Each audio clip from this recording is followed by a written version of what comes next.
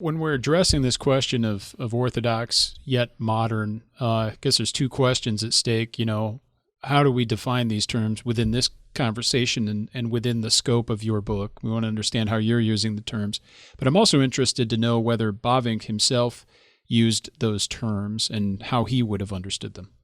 Yeah, he did. And one of the things I try to do in the book is define the terms in a similar way to the way he defined them and let his voice speak in that. And the definition he provides of orthodoxy is quite simple. I mean, he says orthodoxy in one of his early essays is holding high the Christian confession.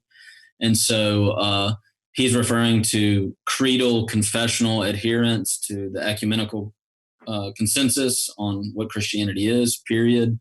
Plus, speaking from a tradition. So the Reformed tradition, obviously, in this scenario. So the confessional adherence to the three forms of unity.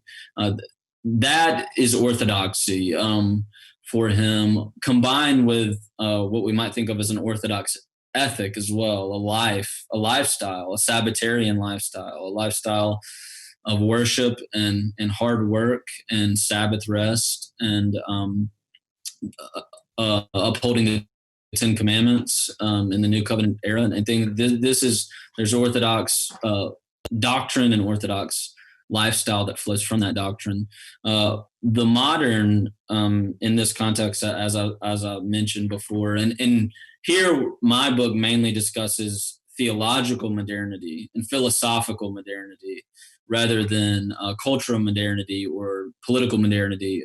I touch on those, but this discussion about Schleiermacher, obviously, in the background of Immanuel Kant, is about theological and philosophical modernity, is really about a modernity in which thinking and knowing have been separated to the point that faith is relegated to the realm of thinking and not knowledge. So Bavinck lives in a 19th century environment where dogmatics is being pushed out of the university, or theology, serious theology, as the knowledge of God is being pushed out of the university, because after Immanuel Kant, God cannot be an object of knowledge.